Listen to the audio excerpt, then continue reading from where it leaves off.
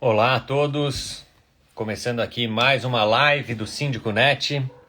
Meu nome é Júlio Paim, sou CEO, sou fundador aqui do portal. E enquanto vocês entram, deixa eu ver aqui a Rosimeire Cabral entrando, o Sérgio Gouveia, que é com quem a gente vai falar hoje aqui do De Repente Síndico entrando também. Enfim, a gente vai falar sobre os 7 erros da gestão condominial. Então a gente vai fazer aqui meio que um jogo dos 7 erros da gestão financeira, tá?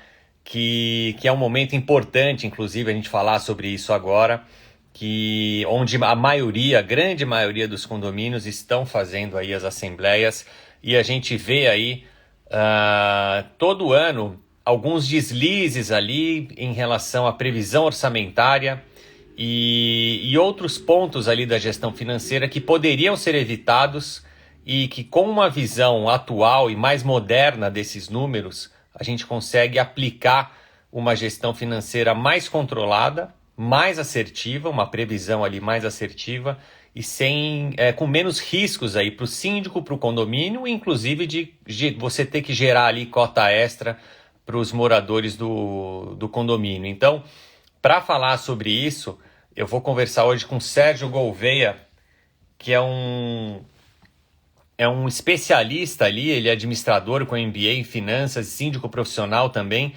e é um cara que eu conheci faz pouco tempo e vem fazendo um trabalho super interessante, com uma visão diferente aí de mercado. Ele tem umas ideias aí meio fora da caixinha, que eu acho super interessante ele compartilhar aqui com a gente. E eu propus fazer essa ideia com ele porque ele tem essa pegada bem financeira também. Ele vem dessa área do mercado, da área corporativa, já trabalhou como diretor em grandes empresas, e ele traz então essa experiência para a gente aqui na gestão condominial.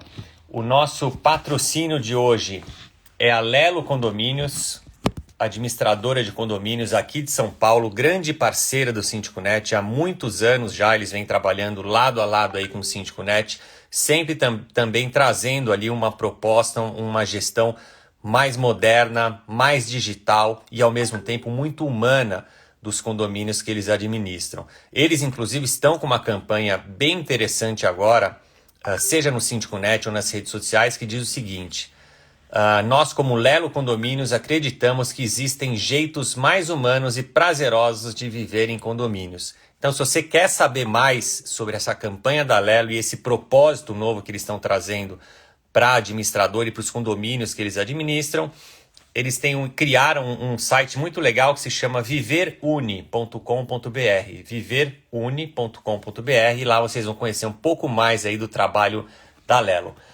Eu vou chamar agora, então, o meu grande amigo Sérgio Gouveia para participar aqui desse papo com a gente. Está aqui, ele está com o perfil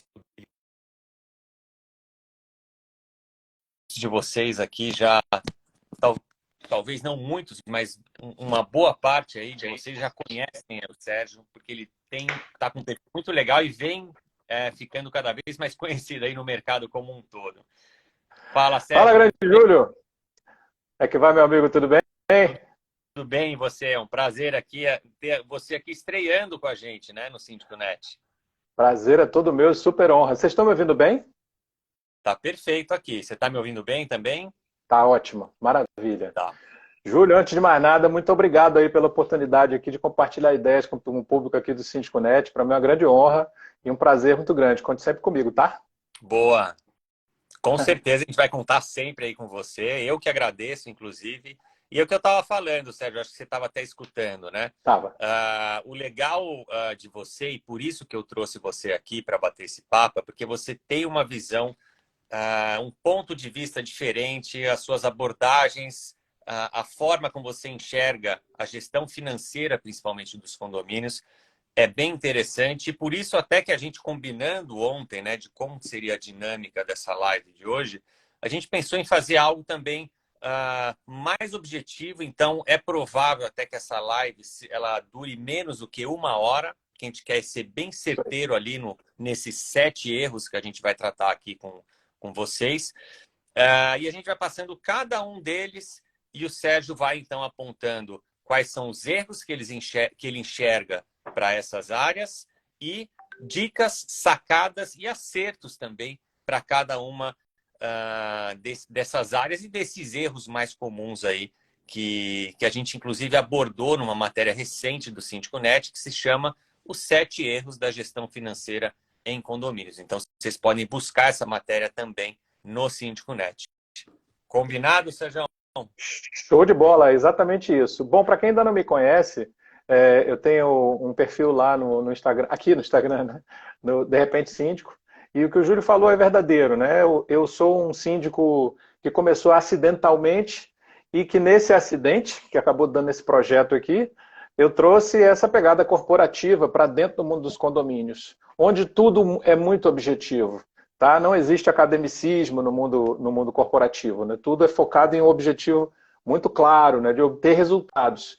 E eu trouxe esse punch para dentro do mundo dos condomínios, trazendo também, pelo menos eu tento, né?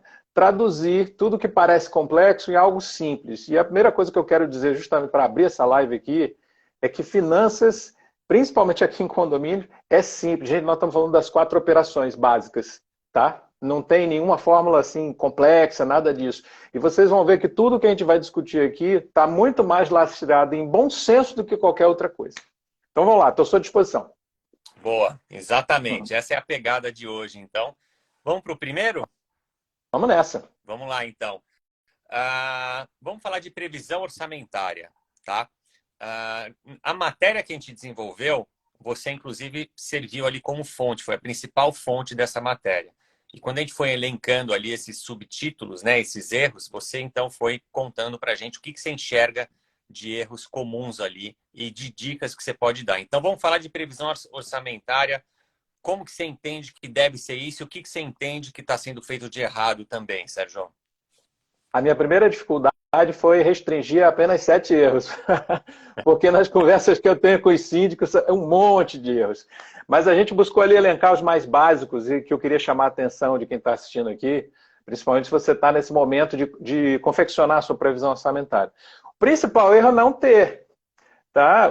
Assim, imagine, por exemplo, a seguinte situação. Você está lá com o seu cartão de crédito, você está gastando, mas não está se preocupando em ver se você tem renda suficiente para bancar, porque no fim das contas, no final do mês, essa conta vai chegar. Você tem dinheiro para bancar isso? Sim ou não? A previsão orçamentária, grosso modo, fazendo um paralelo com a sua vida pessoal, é isso. É você olhar para frente e você dizer, bom, para a receita que eu tenho, eu cubro as despesas? Sim ou não? E, obviamente, que você tem que conhecer muito bem suas receitas, muito bem suas despesas. Então, o primeiro erro é não ter uma previsão orçamentária, não apenas por isso que eu acabei de falar, é porque há uma previsão também no Código Civil, na verdade, 2. Uma que é o artigo 1348, que é a responsabilidade sua como síndico, apresentar o orçamento anual. E a segunda, no artigo 1350, que você tem que fazer essa aprovação em assembleia. Então, se você não tem uma previsão orçamentária, na largada, você já está ferindo 2 artigos do Código Civil. E como você sabe, você tem responsabilidade civil e criminal por esse condomínio que você administra. Então, o primeiro erro é esse.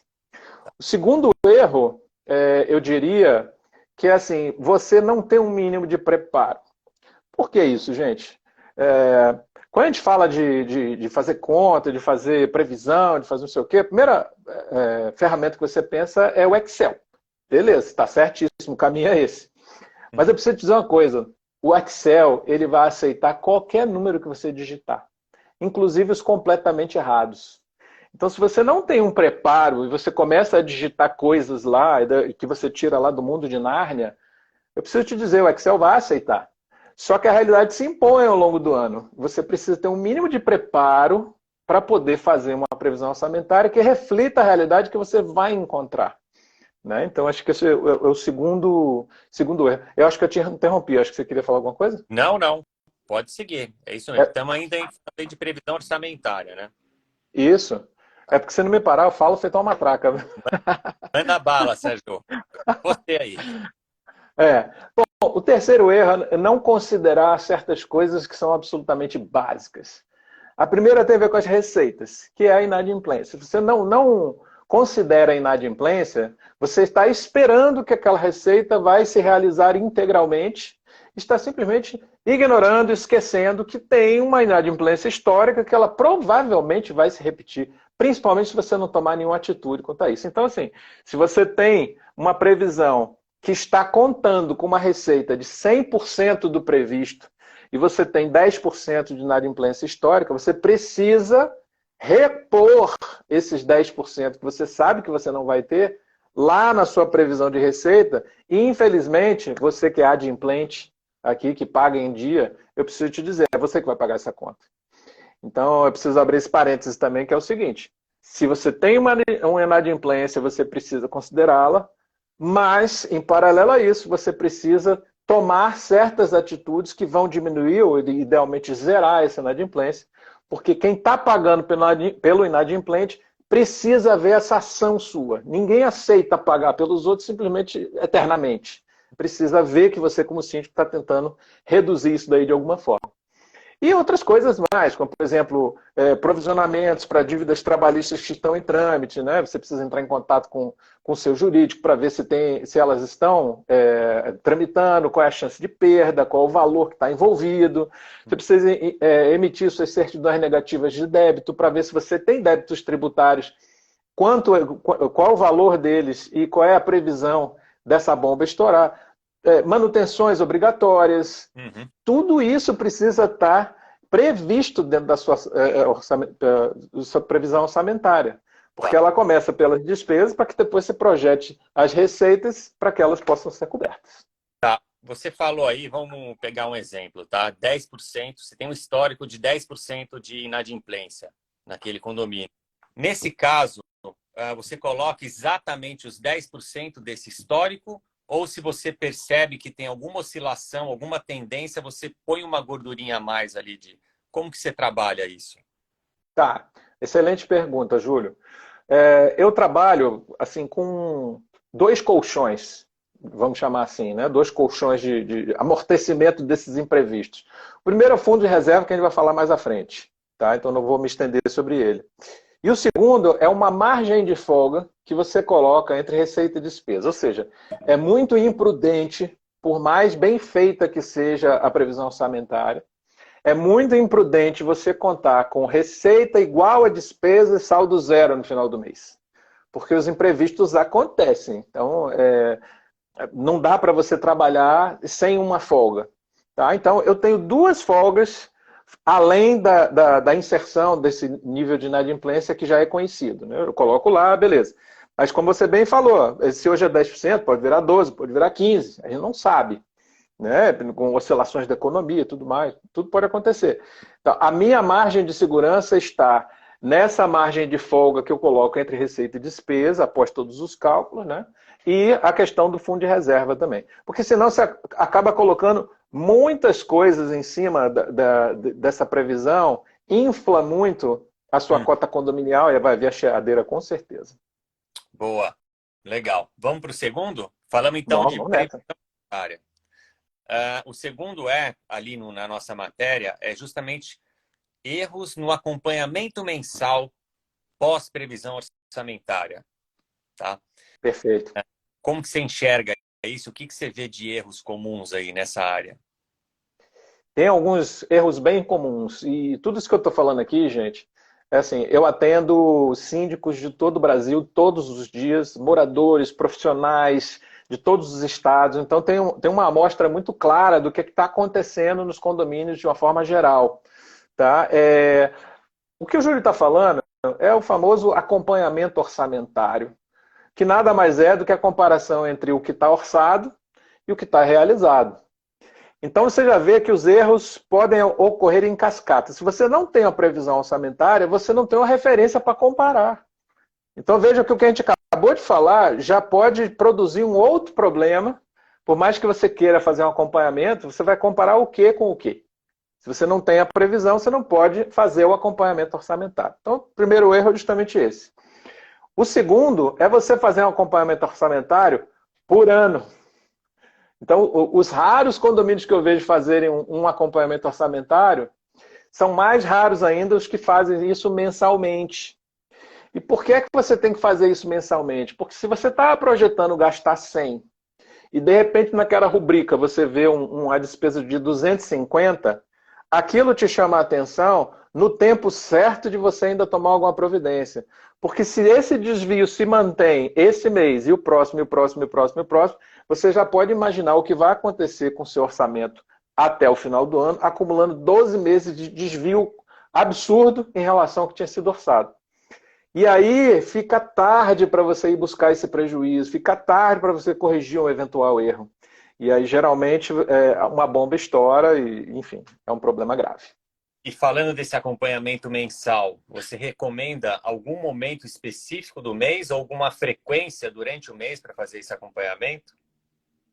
Olha, se você é síndico, você tem um contador, você tem uma administradora, você recebe mensal, ou deveria pelo menos receber mensalmente os demonstrativos, balancetes, né?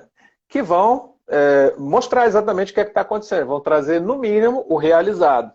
O ideal é que já traga esse acompanhamento próximo. Isso é uma conversa simples, você pode combinar com o contador ou com a administradora para já entregar isso pronto. Inclusive, eu ofereço um modelo disso. É simples, gente. Estou falando, finanças de condomínio é uma coisa simples, só precisa ser feita. É trabalhoso, mas é simples. Então, assim, você fazer esse acompanhamento é simplesmente você colocar de um lado e do outro o que é que você estava orçado e o que é que está acontecendo. E esse momento, na minha opinião, é aquele em que você recebe justamente essas informações do contador ou da administradora. E aí vai mais uma dica, mais um conselho, tá? Você está lidando com o dinheiro dos outros. É um condomínio que está depositando ali para que você faça essa gestão. E é sempre interessante que, além do contador, além do administrador, chegou para você, você verificou, tudo parece ok ou não ok, não importa. Compartilhe com o seu conselho fiscal. Né? Seja transparente, dê ciência às pessoas, se antecipe a solicitação do que é que está acontecendo, faça uma gestão à vista para que as pessoas possam acompanhar, porque afinal de contas a gente não pode perder isso de vista. Você é gestor de um capital de terceiros, então você precisa realmente investir nessa questão de transparência. É a minha recomendação que seja mensal. Tá, joia. Boa. Olha, só voltando aqui para a previsão orçamentária, a Ana Mary, ela pergunta, a gente estava falando daquela folga, né? Ela pergunta justamente isso, como lançar essa folga na previsão orçamentária? Muito bem.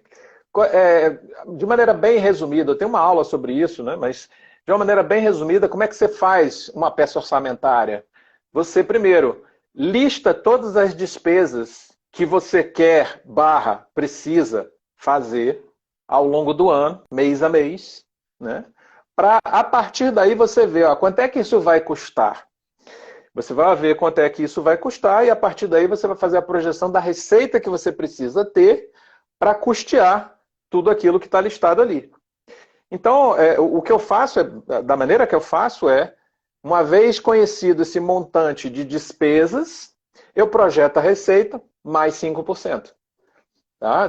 Tem algumas pessoas que vão variar esse percentual, mas essa margem eu determino com base nas despesas e projeto as receitas com uma folga de 5%.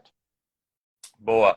Lembrando, acho que vale lembrar aqui, Sérgio, que no Síndico Net, no nosso canal de downloads, a gente tem uma planilha que muitos síndicos usam, eles gostam bastante, dá para ter um controle ali e montar uma previsão de uma forma até, de certa forma, ali automatizada. Ela tem todas as fórmulas que ela aplica ali para você na hora.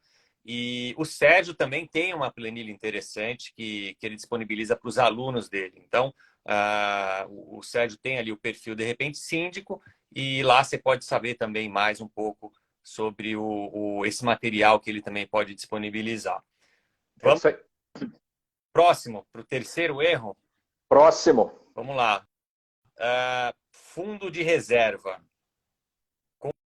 Fundo de reserva. Muito bem. Minha pergunta para você que está assistindo, você tem fundo de reserva aí? Pois é. Eu queria começar com uma discussão que está no nível jurídico, tá? Antes da promulgação do novo Código Civil, 2002, havia, e ainda há, a Lei 4.591, que regulamentava justamente a questão do fundo de reserva, né? E há uma discussão doutrinária, né, que é essencialmente doutrinária, ou seja, há alguns julgadores que defendem que ela é obrigatória, outros que não, né, sobre o fundo de reserva. E o que ele é o fundo de reserva? Ele é basicamente um colchão financeiro que é formado pelo condomínio para fazer frente a despesas imprevistas e vultosas, para que isso proteja as finanças do condomínio e ele não tome uma pancada financeira, no caso, sei lá, de enfim, um problema qualquer que precise de solução imediata e que evite a instituição de taxas extras pesadas e repentinas, né? Essa é a destinação oficial do fundo de reserva, que também pode ser utilizado para outros fins, contanto que sejam devidamente aprovados em assembleia. Isso é outro assunto, né? E o fundo de reserva, como acho que a maioria sabe aqui, ele é basicamente um percentual de 5% a 10% do valor da cota condominial arrecadado mês a mês. Só que o que acontece? O primeiro erro, mais uma vez, é não ter. Tá?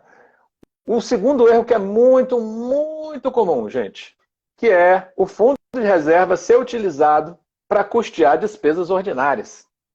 E isso é vedado pelo Código, você não pode fazer isso, tá? A não ser, mais uma vez, se devidamente autorizado pela Assembleia. Então, assim, se não houver um controle financeiro apurado, é muito fácil incorrer nesse erro. E uma das medidas simples, simplérrimas, justamente para facilitar esse controle, é você destacar o fundo, ou o valor correspondente ao fundo de reserva, aquilo que está sendo provisionado todos os meses, tirar ele da conta corrente e botar na conta de aplicação. Para que não pareça que aquele dinheiro está ali disponível para usar da forma que quiser. Né? Então, essa é uma das coisas que a gente vai falar um pouco mais à frente, justamente sobre controles financeiros eficientes. E você segregar o fundo de reserva para uma conta de aplicação, tá? Aí você vai definir qual o perfil, se é mais agressivo, moderado, se é D mais 0, D mais 2, enfim. Qual é a disponibilidade que você quer para esse fundo daí. E tem uma outra questão, não sei nem se ela entra aqui agora, tá? Eu acho que vai acabar dando spoiler do próximo artigo aí sobre esse provisionamento indefinido do fundo de reserva. E aí entra um pouco do que o Júlio falou. É uma opinião, não sei se polêmica, mas assim, um pouco divergente do mainstream que tem aí na gestão financeira de condomínios. Há uma linha que defende que a gente tem que sempre arrecadar fundo de reserva, sempre aconteça o que acontecer. Eu já não penso assim. Eu acho que o fundo de reserva ele deve ter uma discussão interna de qual é o teto para ele, para que uma vez atingido você suprima isso daí. Né? Se você ficar simplesmente arrecadando fundo de reserva, indefinidamente, você não tem nenhum imprevisto acontecendo, não tem nenhum investimento previsto, você acaba transformando o condomínio, que é uma sociedade rateio de despesas, numa espécie de fundo de investimento. Para mim não faz sentido, mas essa é a minha opinião. Boa. Mas você consegue dar para a gente uma ideia ou sugestão de quanto poderia ser esse teto?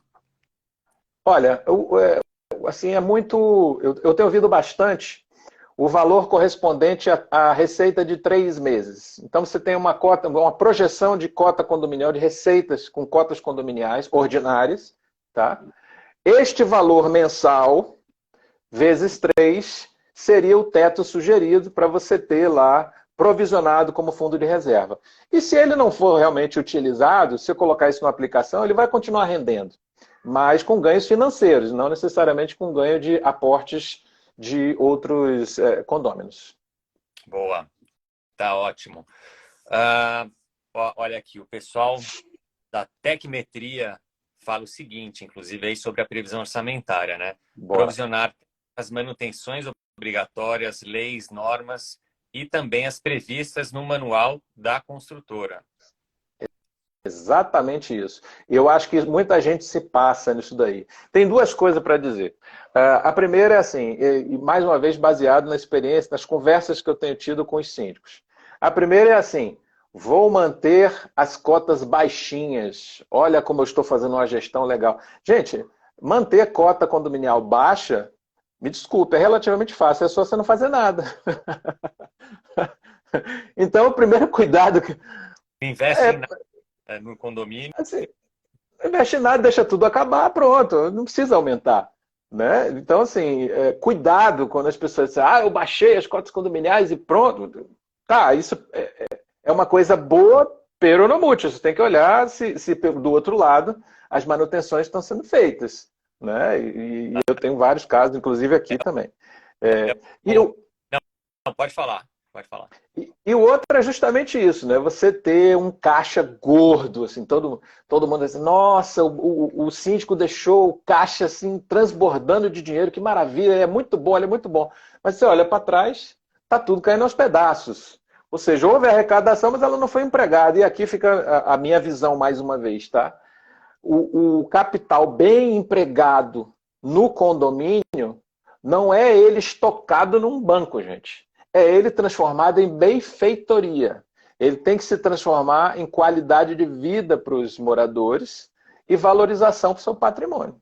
Esse não tem investimento melhor a fazer. Exatamente.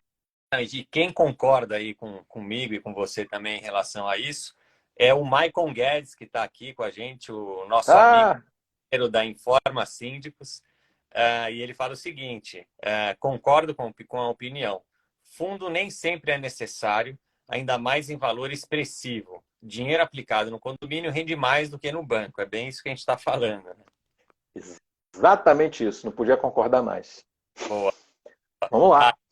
Aqui, ó, o Maicon continua aqui o seguinte, ó, e uso como critério de teto para o fundo a despesa mais alta possível. Pintura de fachada, por exemplo. Pode, por exemplo, converter um fundo em destinação de revitalização da fachada, valorizando de forma expressiva. Tal. Então, legal. Com 10 referências para você trabalhar esse teto aí ideal para cada condomínio, né? Maicon, muito obrigado, adorei essa sua referência, mas eu queria aproveitar e fazer um comentário.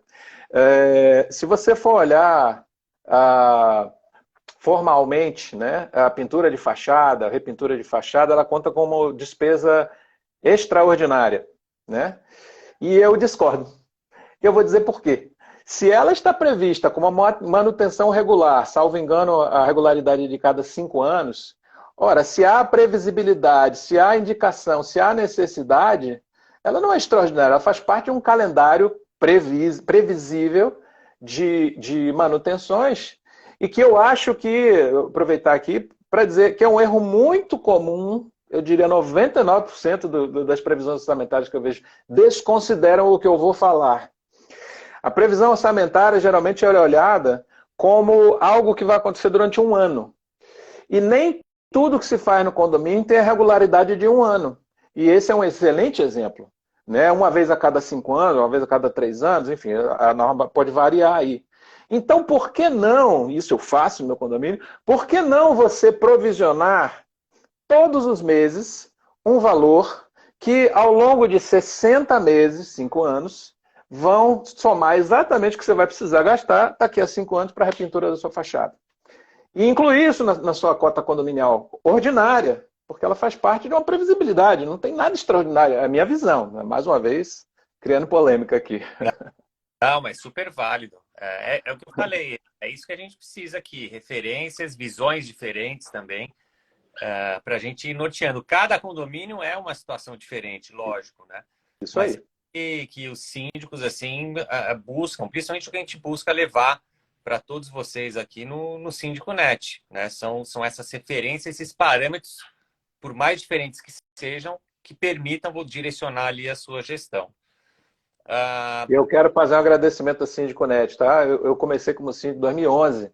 Primeira coisa que eu fiz foi fazer meu cadastro lá. Se eu olhar lá, tá lá, Sérgio Gouveia, 2011, eu acho. 2011, né? Você tinha Eu acho comentado. que sim. Isso aí, legal, boa. Olha aqui, ó, próximo erro. A gente já falou então de previsão orçamentária, acompanhamento mensal, fundo de reserva, que a gente acabou de falar. O próximo é controle da inadimplência. Eu queria fazer um convite a vocês para refletirem junto comigo. Mais uma vez, cara, gestão, finanças, é tudo mais bom senso do que qualquer outra coisa. Existem algumas raízes para a inadimplência que eu queria discutir aqui com vocês. Uma delas é uma questão que eu diria que é psicológica mesmo. Digamos que o sujeito ele ganha 100 e ele gasta 120. É claro que alguém vai ficar sem receber dele. Né? Ele não tem, vai ficar faltando 20. Então ele vai ter que escolher quem é que ele não vai pagar. Esses 20. Qual o critério que ele vai usar para escolher quem ele vai pagar e quem ele não vai pagar? O critério é muito simples, gente. É aquele que dói menos. Ele vai pagar aquele que dói mais. Ou seja, cartão de crédito. Qual é o juros do cartão de crédito mensal? Altíssimo. Ele vai deixar de pagar? Não, ele provavelmente vai priorizar. Não apenas porque o juro é muito alto, como ele também depende de várias coisas no crédito. Né? E qual é o problema nos condomínios, na minha visão, que tem se provado correta? Há um imaginário coletivo que uma dívida de condomínio não dói tanto. 2% de multa, 1% ao mês, vai dar nada. Depois eu falo com o seu Zé, ele libera para mim a multa. Não é esse o imaginário? De muita gente é. Você que está aqui nessa live, por exemplo, provavelmente já é mais esclarecido sobre esse assunto, você sabe que, além dos 2% de multa e 1% de juro ao mês, existe a possibilidade dessa dívida ser judicializada e lá no final se transformar numa penhora, até mesmo no leilão do seu imóvel. Você sabe disso, mas a maioria das pessoas não sabe. Então, essa é uma das raízes da inadimplência, que eu quero que você fique alerta. E onde é que isso vai dar? Porque a gente está aqui atrás de dicas objetivas, né? Então, eu vou te ajudar. Eu vou te ajudar e vou bater um pouquinho também. Se prepare. É o seguinte, pergunta número 1. Qual é a data de vencimento do seu boleto? Você sabe, né? Isso aí tá fácil. Vamos lá. Pergunta número 2. Se a pessoa não pagar esse boleto, o que acontece? Ela recebe a notificação? Quem vai mandar essa notificação? A notificação segue quantos dias depois? É em papel? É em e-mail? Quem é que entrega? A administradora? É você? Quem é que vai imprimir fisicamente? Quando isso é entregue, digamos que é em papel, quando isso é entregue, tem um protocolo de recebimento? Quem é que entrega lá e coleta esse protocolo? Quem é que checa isso? Quem é que acompanha esse processo? O que é que está escrito nessa notificação? Essa notificação, ela gera algum tipo de risco jurídico porque tem coisas inadequadas ali? Foi você que escreveu? Você olhou o que está ali? Esse texto, ele indica à pessoa o que ela tem que fazer para resolver o problema da inadimplência? Tá, vamos lá. Vamos dizer que isso tudo está perfeito, que você sabe a resposta. Você não sabe. Eu sei que você não sabe, mas... mas vamos dizer que você sabe. Aí a pessoa recebeu a notificação, ela não pagou de novo. E aí, o que acontece? Ela recebe outra notificação, com quantos dias? Aí eu vou ficar aqui perguntando, e você vai ficar começando a ficar vermelho, porque você não sabe responder. E se você, que é gestor das finanças do seu condomínio, não sabe responder coisas básicas sobre processo de cobrança, imagine o seu condômino. Ele não faz a menor ideia. Então, o que acontece, mais uma vez, eu estou falando de experiência, porque eu converso com os síndicos. O que acontece nos condomínios é que eles mandam o boleto, se a pessoa não pagar, não pagou. Fica lá. E aí vai rolando, vai rolando, vai rolando. Então, a raiz da inadimplência está nesse fator psicológico que eu falei, da dívida que dói mais, a dívida que dói menos, qual é a prioridade que ele vai dar à dívida de condomínio.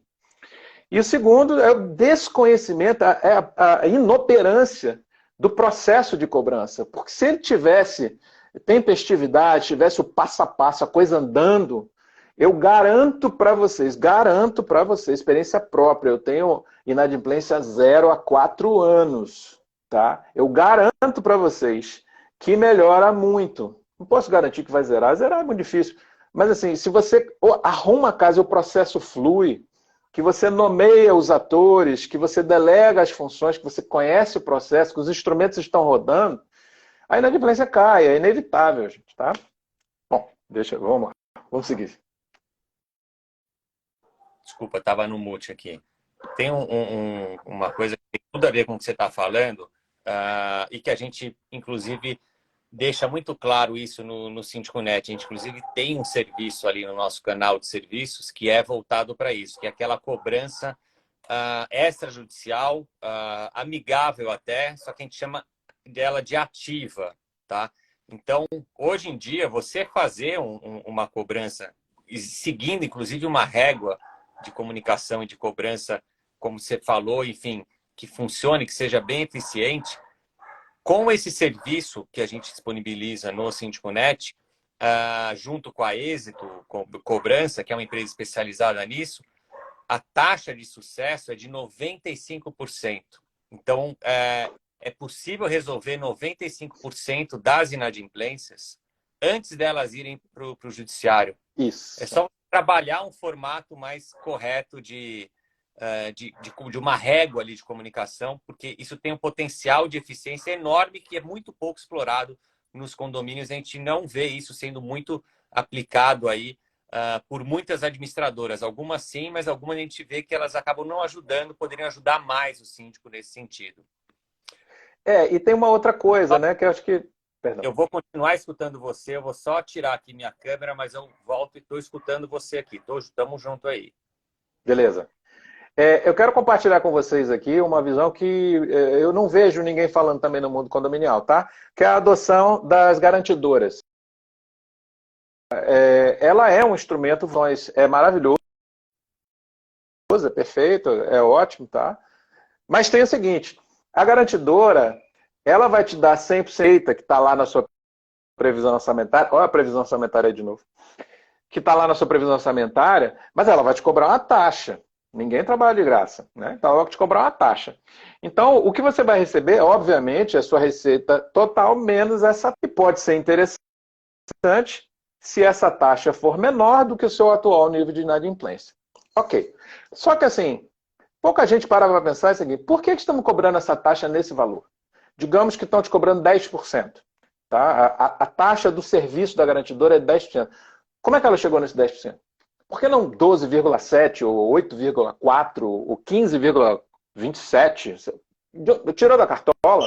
É padrão? Claro que não, gente. Claro que não. A garantidora ela vai cobrar de você uma taxa por esse serviço que é calculada assim como qualquer outra taxa no mundo financeiro, que ela está atrelada a risco. É por isso que a taxa do cartão de crédito é muito mais alta, por exemplo, do que a taxa do empréstimo consignado. Porque o cartão de crédito, o risco é grande, o consignado é praticamente inexistente. Então, a garantidora é a mesma coisa. Se ela olha para o seu condomínio e diz assim, olha, eu vou dar 100% da receita para esses caras, mas o risco de eu não receber isso que eu estou cobrando é muito grande, então eu tenho que cobrar uma taxa alta. Por que eu estou dizendo isso para você? Porque se você está pensando em adotar uma garantidora, ainda assim você precisa ter um processo de cobrança, uma régua de cobrança, todas essas perguntas que eu fiz, bem azeitado, porque isso vai, no mínimo, do mínimo, do mínimo, reduzir a taxa que te será cobrada pelo serviço da garantidora. Fica a dica. Boa. Muita gente aqui falando sobre garantidora. Olha, aqui o José Pimentel ele comenta o seguinte, fala aqui no Distrito Federal, os cartórios possuem convênio disponível para protesto das taxas a partir do 11º dia do vencimento. Daí a notificação é expedida pelos cartórios. Isso resulta numa proteção do crédito. Também é mais um reforço aí hoje em dia que a gente vê muitos condomínios utilizando, mas com cuidado também, porque não, isso tem um risco ali, né, de você acabar protestando o nome errado. Enfim, você tem que estar com um cadastro muito bem atualizado e isso é super importante. Um aplicativo, bom aplicativo de condomínios ajuda muito nisso, a você manter esse cadastro atualizado também. Exatamente. Boa. Bom, vamos lá. Saindo aqui de controle de inadimplência, que é o nosso quarto tema, né, e onde a gente vê ali erros, né, comuns, vamos agora para o controle financeiro ou descontrole financeiro, Sérgio. Pois é, todo controle pressupõe algum tipo de referência, né? Se você não tem uma referência, não sabe se é muito, se é pouco. Exemplo, você faz um exame de sangue, você não é médico, não é da área de saúde. Aí você pega lá uma taxa qualquer, aí está escrito lá 127. É muito ou é pouco? Sei lá.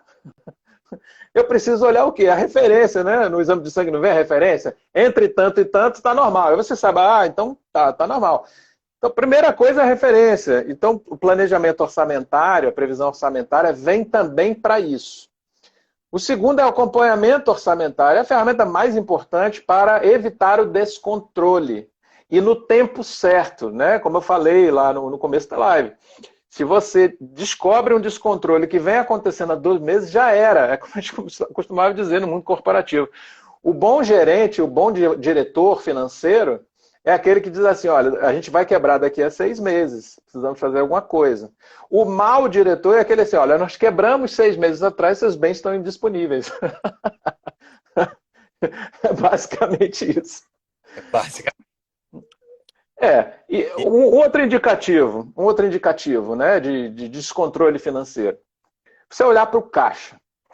E o que é caixa? É a conta corrente lá, o dinheiro que está lá na conta corrente, tá? O seu caixa, ele está relativamente estável, ele está crescendo, ele está encolhendo. Você encontra explicações para essa oscilação, já era esperado que ele estivesse descendo, porque você está fazendo intervenção qualquer, ou que ele estivesse subindo, porque você está provisionando alguma coisa, ou ele está indo na contramão do que você esperava. Então, você acompanhar o saldo também, isso é básico, gente. Você olhar e ver o que está acontecendo e criticar aquilo. E não pode esperar até o fim do ano, tem que ser uma coisa tempestiva, né? Empréstimos também, né? Muitas vezes você contrai empréstimos, sei lá por que motivo, ao longo do ano. Você já tem uma previsão orçamentária em andamento e aí, de repente, lá para maio, não, vamos fazer esse empréstimo aqui. Aí você onerou, né, a sua operação. A sua receita vai acompanhar isso, você vai ter que colocar uma taxa extra para isso. Tá, e um outro indicativo excelente, aquele condomínio que a todo momento tem uma taxa extra. O que é isso? É um claro descontrole financeiro, uma clara falta de controle do que está mais à frente. Toda hora você tem que botar um tampão, um remendo, através de taxa extra. Isso é extremamente irritante para a massa condominial. Tá ótimo. Olha, acho que é importante o que você falou, né? Essa questão de você também ter muito claro ali quais são os sinais de que algo vai mal ali na gestão financeira ou nas finanças do condomínio como um todo. Então, você tem um radar ali muito antenado quanto a isso, né? Indo aqui para o nosso sexto item, tá? Ele fala, na nossa matéria, a gente falou sobre isso, inclusive, é justamente sobre os índices e reajustes, né? Quais utilizar, como que você aplica isso numa previsão orçamentária? Onde você enxerga erros relacionados a esse? Nossa, tem um festival. Olha, eu vou falar aqui uma coisa, e se você faz isso, dê uma risadinha aí do outro lado, tá? É o seguinte, existem basicamente 2 tipos de previsão orçamentária. Um é chamado da base zero, ou seja, você não tem valor nenhum, seja porque você está iniciando o condomínio, ou porque as referências anteriores elas eram completamente inválidas, você resolveu orçar tudo de novo. Essa é a base zero. Tá? E tem outro que é o mais utilizado, que é o reajuste dos valores observados no ano anterior. Então são os 12 meses, você pega uma média daquilo, aplica algum índice de reajuste sobre eles, né? E aí você tem os novos valores, você vai operar o ano seguinte em cima desses valores. Então a risadinha que eu falei é o seguinte, se você pega essa média dos 12 meses anteriores, pega a IPCA, aplica em todo mundo e pronto, tá feita a previsão orçamentária, pelo amor de Deus, não diga que você aprendeu isso aqui nessa live, tá? Por que isso, gente? Por que isso? Porque assim, cada despesa vai precisar ter um tratamento diferente. Tá? Por exemplo, você tem funcionários, e esses funcionários vão ter um reajuste salarial. Qual é o índice que incide sobre esse reajuste salarial? Obviamente que vai ser aquele da convenção coletiva da categoria que trabalha aí no seu condomínio. Então você tem que observar o que a categoria está indicando para poder estar dentro da legalidade e não ter uma surpresa lá na frente. Muitas vezes ocorre que esse índice ele sai tardiamente. Já aconteceu aqui na Bahia dele sair em julho ou agosto. E ele, obviamente, que retroagiu para janeiro. Então, você tem que ficar ligado nisso. Você sabe que esse reajuste virá, ele incidirá a partir de janeiro. E se esse índice ainda não saiu, você tem que estimar algum. Tá? Então, o primeiro é esse daí, dos salários. O segundo é dos fornecedores. Você tem fornecedor de serviço, de produto, de tudo aí no seu condomínio. E se isso é recorrente, você provavelmente tem, ou deveria ter, um contrato. E nesse contrato já deve estar, ou deveria estar, pactuado qual é o índice que vai reajustar esses valores desse serviço, desses produtos. Que é uma coisa que eu chamo de um índice para trás. Vocês vão entender já já o que eu quero dizer. Né? É um índice que, sei lá, se quiser que é o IGPM, você vai ver qual é o IGPM acumulado dos últimos 12 meses, aplica aquele valor e ele vai corrigir o valor dos próximos 12 meses. Então você olha para trás, pega esse valor e aplica. Beleza. Mas tem outro que é para frente. É um índice para frente. Qual é esse para frente? São de outras despesas.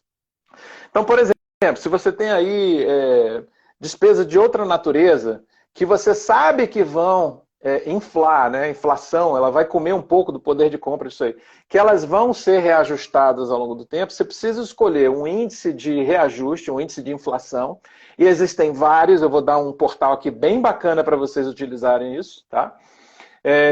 Onde há uma projeção do aumento desse valor, e aí que eu falo de um índice para frente, ou seja, qual é a projeção da inflação, do índice de inflação que eu escolhi para reajustar esses outros itens. Esse é o índice que você vai usar para corrigir esses outros valores. O nome do portal ele é bem facinho, portalbrasil.net. Portalbrasil.net. Só precisa digitar isso lá no navegador, você vai cair numa página. Ele é super simples, eu escolhi ele justamente porque é simples, é muito completo, está sempre atualizado. Você vai ter lá a lista de todos os índices de inflação, salário mínimo, tudo que é financeiro você vai encontrar lá nesse portal. Tá? E você vai encontrar uma coisa também bem interessante, que é a explicação de por que existem tantos índices. De uma forma muito resumida, cada índice desse, ele estuda uma cesta de produtos e serviços que pode ser mais ou menos adequado para a sua realidade. Você vai poder escolher lá qual é o mais indicado para você. É isso. A gente teve recentemente uma discussão em cima de IPCA e IGPM, né? Num contexto geral, né, o que ficou muito claro no último ano, principalmente, é o IPCA, você dá preferência para o IPCA ou você negociar para mudar do IGPM para o IPCA, no caso aí de contratos, enfim. Isso é muito falado em contrato de aluguel também. Tinha muito e tem muito contrato de aluguel hoje em dia no IGPM, que hoje em dia não reflete a realidade da inflação ali na ponta final ali para o consumidor. Então, o IPCA acaba sendo esse índice em termos gerais, mas lógico, para cada caso é importante se avaliar. E esse site é muito interessante mesmo, é o portalbrasil.net. Boa. É legal. Exatamente.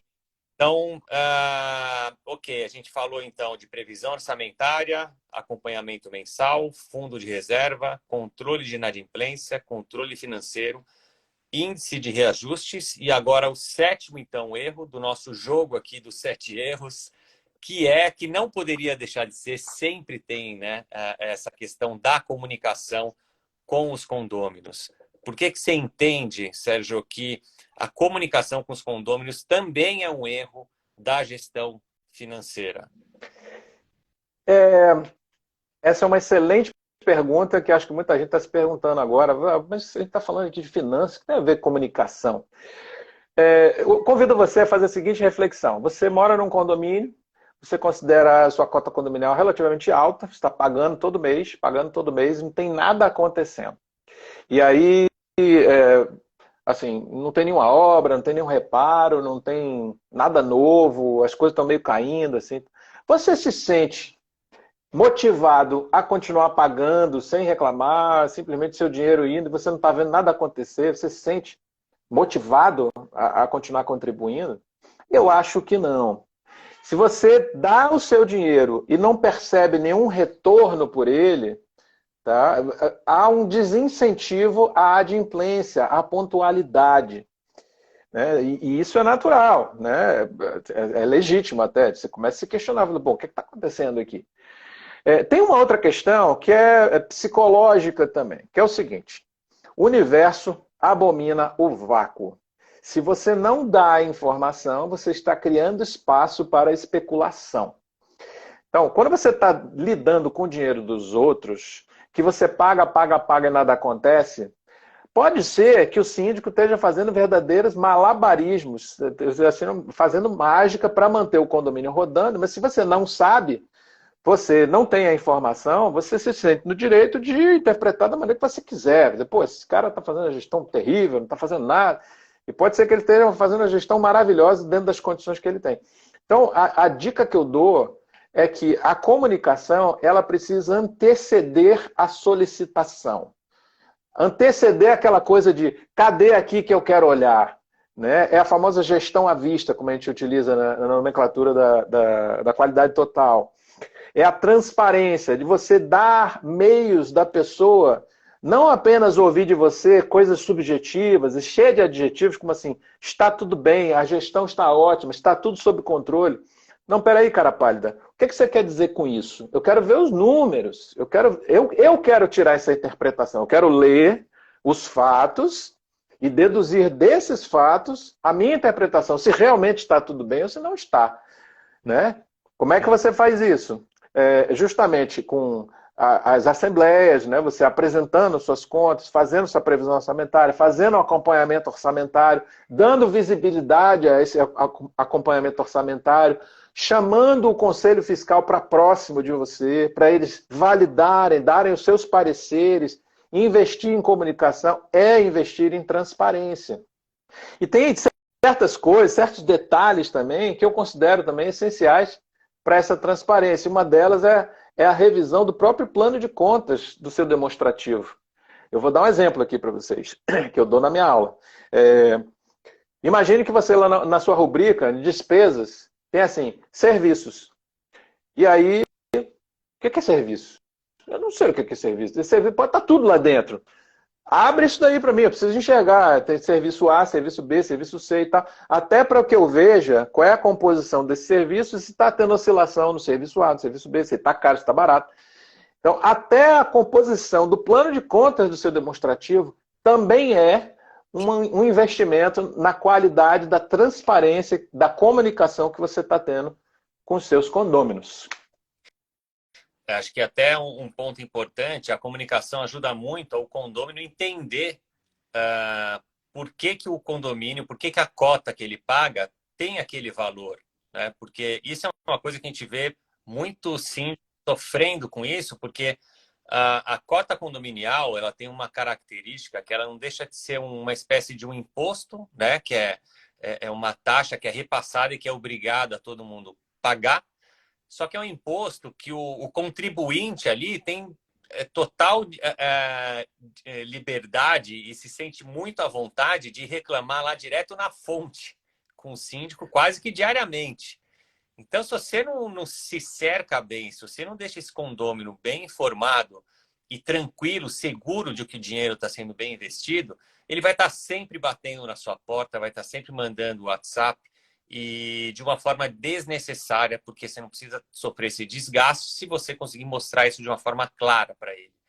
Então, é super importante, de novo, né, mostrando aí como uma boa comunicação faz toda a diferença em todas as áreas, inclusive na gestão financeira do condomínio. Até para você ter um pouquinho mais de paz também, né? Porque tem muitos condomínios que tem a turma do contra, tem aquela panelinha do a favor, do contra, tem aquela questão quase meio política mesmo. Se você se antecipa aos argumentos antagônicos, você já neutraliza isso daí, você vai ter bem mais paz no seu condomínio.